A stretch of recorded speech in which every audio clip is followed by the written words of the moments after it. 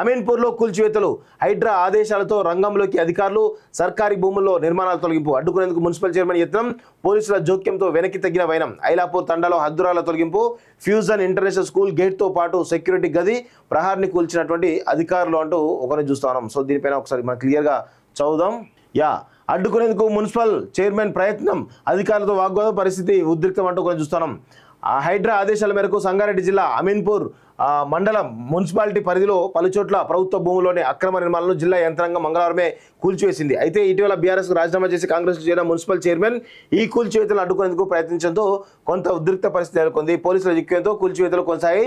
అమీన్పూర్ పరిధిలోని పలు ఆక్రమణలు ఇప్పటికే హైడ్రా కమిషనర్ రంగనాథ్ 3 సార్లు స్వయంగా పరిశీలించిన సంగతి తెలిసిందే. ఈ నేపథ్యంలో హైడ్రాకు అందిన ఫిర్యాదులు నివేదికల మేరకు ప్రభుత్వ భూముల్లో ఆక్రమణలు తొలగించాలని తహసీల్దార్కు కలెక్టర్ ఆదేశాలు జారీ చేశారు. దీంతో మంగళవారం ఉదయం 8 గంటలకు అధికారులు ఐలాపూర్ తండాకు చేరుకున్నారు. ప్రభుత్వం భూమిలో వేసిన లేఅవుట్ హద్దురాలను తొలగించారు. అక్కడ నిర్మించిన గదిని నిలమట్టం చేశారు. అది ప్రభుత్వ భూమి అని పేర్కొంటూ బోర్డును ఏర్పాటు చేశారు. తర్వాత అమీన్పూర్ మున్సిపాలిటీ పరిధిలో బంధంకొమ్ము రోడ్లో ఉన్న సర్వే నెంబర్ 462లో ఆక్రమణలు తొలగించారు. ఫ్యూజన్ ఇంటర్నేషనల్ స్కూల్ సెక్యూరిటీ గదితో పాటు గేట్ను ప్రహారీ గోడ్ను తొలగించారు. సర్వే బృందాల సూచనల మేరకు మార్కింగ్ చేసి అద్దులు ఏర్పాటు చేశారు. కాగా సర్వే నెంబర్ 462లో తాత్కాలికంగా ఏర్పాటు చేసిన రేకుల షెడ్లను తొలగించేటప్పుడు మున్సిపల్ చైర్మన్ తుమ్మల పాండురంగారెడ్డి అక్కడికి చేరుకొని కొంత అధికారులు అడ్డుకునే ప్రయత్నించారు.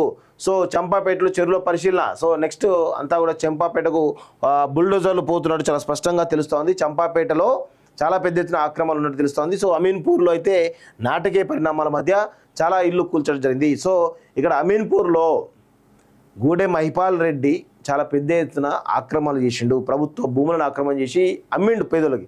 సో అసలు అది చేసిన వాళ్ళు ఎవరు అని తెలిసి వాళ్ళపైన కూడా క్రిమినల్ చర్యలు తీసుకోవాలి రంగనాథ్ గారు. దయచేసి పేద ప్రజల జోలికి రావద్దని చెప్పేసి కూడా నేను పదే కోరుతా ఉన్నాను. సో పరిస్థితి అయితే దాటుతూ ఉంది. చాలా పెద్ద ఎత్తున ఎవరైతే బిల్డర్ ఉన్నారో వాళ్ళపై చర్యలు తీసుకోకుండా, ఎవరైతే పర్మిషన్ ఇచ్చారో వాళ్ళపై చర్యలు తీసుకోకుండా, సో పేద ప్రజలపై చర్యలు తీసుకోవడం వెనకాల నిజంగా ఇది చాలా బాధాకర విషయం అని చెప్పేసి కూడా రంగనాథ్ గారిని కోరుతా ఉన్నాను.